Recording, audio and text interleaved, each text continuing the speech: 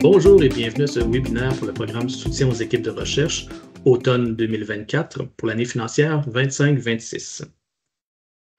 Mon nom est Bernard Vandal, je suis responsable du programme Soutien aux équipes de recherche et je serai accompagné aujourd'hui de Lucie Bontemps, qui est technicienne principale au Fonds de recherche du Québec. La présentation continue évidemment avec le calendrier de ce concours, c'est-à-dire que la mise en ligne des règles a lieu le 9 juillet 2024 et la clôture du concours aura lieu le 17 octobre 2024 à 16 h. Il est important de savoir que pour ce programme, il n'y a pas de prédemande, donc le dépôt de candidature se fait directement avec la demande principale. Les résultats seront attendus à la fin du mois d'avril 2025. Pour le programme Soutien aux équipes de recherche, il est important de noter qu'il y a 4 volets pour le financement en infrastructure, c'est-à-dire les nouvelles équipes universitaires, les nouvelles équipes en partenariat, les équipes en renouvellement universitaire et les équipes en renouvellement partenariat.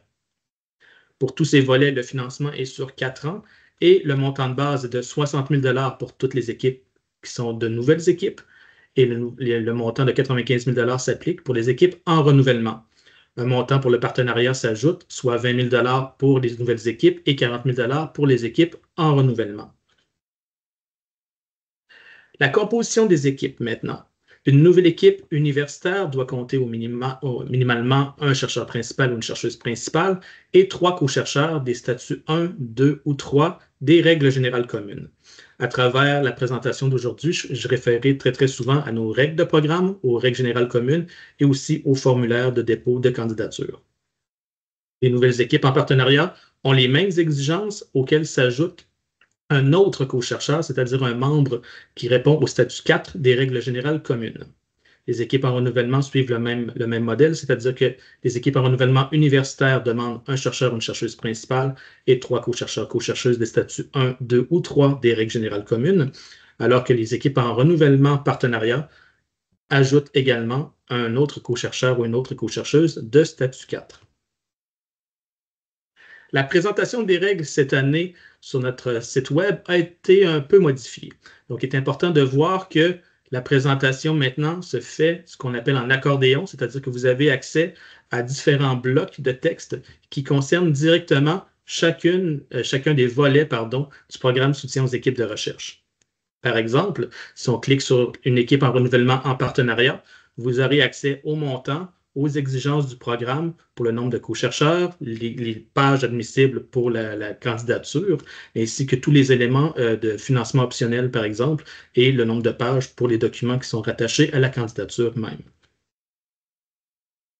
Cette année, nous avons aussi ajouté quelques bulles informatives, quelques infobulles à travers la page web du programme Soutien aux équipes de recherche qui vous permettront de voir les définitions des statuts en recherche. Ces définitions se rapportent aux règles générales communes que j'ai mentionnées un peu plus tôt. Quant au formulaire, vous y avez accès à l'un des 4, évidemment, par la voie de notre portfolio électronique FRQNet et elle se situe dans l'onglet Subventions d'infrastructure. Lorsque vous allez déposer une candidature, vous devrez évidemment présenter une candidature qui correspond au stade de développement et à la configuration qui correspond à votre niveau de développement de l'équipe.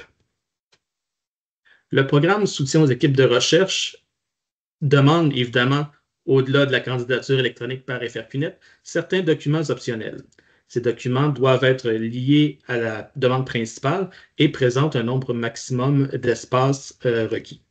Donc, pour la réponse aux critères d'évaluation, il y a par exemple ici un élément de 14 pages attendu, la bibliographie de 10 pages. Chaque volet et chaque clic sur le site web vous permettra de découvrir les informations nécessaires pour correspondre à votre stade de développement, c'est-à-dire la configuration que vous désirez, à laquelle vous désirez répondre.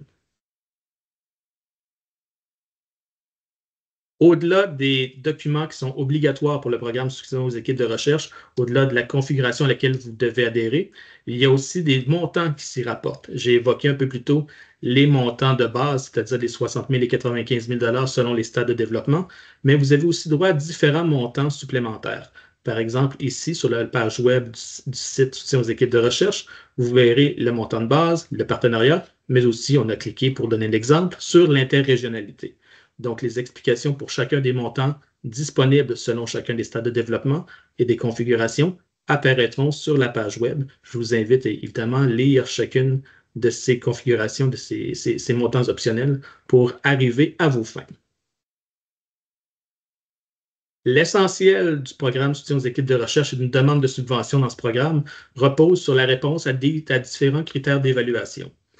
Depuis quelques années, les critères d'évaluation évoluent et je vous invite évidemment à les relire avec attention pour répondre à chacun de ces critères d'évaluation, mais nous allons faire ensemble un survol rapide de ces critères et sous-critères. Donc, cette année, le nombre minimum de critères demandés sera de 3. La programmation scientifique, la composition de l'équipe et la relève étudiante. Donc, ce que nous avons sous les yeux pour une nouvelle équipe, c'est le critère programmation scientifique. Je tiens à souligner le dernier sous-critère qui est réalisme du calendrier de déploiement et arrimage avec le budget demandé. Par les années précédentes, nous avions un critère qui se nommait faisabilité, où nous avons eu 2 critères qui s'appelaient budget et calendrier.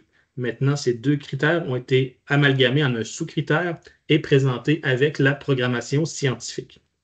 La réécriture des autres sous-critères a été minime, donc rien ne bouge réellement de ce côté. Vous voyez maintenant toujours la programmation scientifique, mais pour les équipes en renouvellement. J'en fais simplement un survol pour que vous voyez qu'il y a une certaine différence entre les sous-critères de la programmation scientifique d'une configuration d'un stade de développement à un autre. La composition et la coordination correspond à un critère qui s'applique à toutes les équipes. Donc, la capacité de leadership et l'expérience du chercheur principal ou de la chercheuse principale ne changent pas cette année, de la même façon que les questions de mobilisation de connaissances, d'expérience et de réalisation pertinente ne bougent pas. Le rôle de chacune des co-chercheuses dans l'équipe est évidemment à évoquer, mais je tiens particulièrement à souligner la qualité et la fréquence des processus collaboratifs prévus, qui sera un sous-critère qui sera observé et qui vient aussi, si on veut, compenser le déplacement du critère calendrier. Les efforts et modalités d'intégration de la relève professorale, on le mentionne bien, le cas échéant, ainsi que des postdoctorants et postdoctorantes, demeure le dernier sous-critère, du critère d'évaluation, composition et coordination de l'équipe. Il est important de retenir que s'il ne s'applique pas, vous devez expliquer en quoi il ne s'applique pas. Tout non-dit sera considéré comme une abstention ou une omission de répondre aux critères d'évaluation. Le critère relève étudiante s'applique également à toutes les équipes et à toutes les configurations. Et puis, il est important de retenir que nous avons aussi amalgamé la question budgétaire à ce sous-critère. Donc, cohérence et adéquation du budget au soutien de la relève étudiante évoque aussi une réponse qui est en lien avec le budget. La qualité des modalités et l'effort d'intégration, les 2 premiers sous-critères qui apparaissent, ne changent pas cette année non plus. Au-delà de ces 3 critères qui apparaîtront dans toutes les configurations, on peut être en renouvellement et donc avoir un bilan à défendre. Les 2 sous-critères liés au bilan ne bougent pas. Donc, nous demeurons avec, pour les différents axes de la programmation scientifique antérieure, la contribution des activités et des réalisations de l'équipe à l'avancement des connaissances dans le domaine et la structuration de la thématique. Donc, ces éléments demeurent essentiels à être évoqués. La qualité des activités et des réalisations collectives attribuables au financement précédent en matière de formation, de diplomation, de rayonnement et de mobilisation est aussi à évoquer. Ainsi, le bilan doit être tant qualitatif que quantitatif. On veut voir la performance d'équipe avec le financement antérieur, mais on veut voir aussi la qualité de chacune des activités qui a été réalisée. Le critère d'évaluation partenariat s'applique uniquement, bien entendu, aux équipes qui se présenteront en partenariat et il s'agit ici d'un critère éliminatoire. Je l'évoquerai un peu plus loin, mais pour rappel, un critère éliminatoire exige une note minimale de passage de 70% pour ce critère, faute de quoi la demande ne pourrait être recommandée pour financement. Donc, le critère d'évaluation, je le mentionnais, compte toujours 2 sous-critères, il ne bouge pas. Pertinence du choix des milieux de partenaires et des modalités de collaboration mises en place, incluant le niveau d'engagement effectif du ou des milieux partenaires. Adéquation de la programmation scientifique aux besoins et aux objectifs du ou des partenaires et qualité des bénéfices mutuels attendus ferme ainsi la marche de ces 2 sous-critères. Il est important de bien souligner l'apport mutuel de la participation des milieux de pratique à votre composition et aux travaux de votre équipe.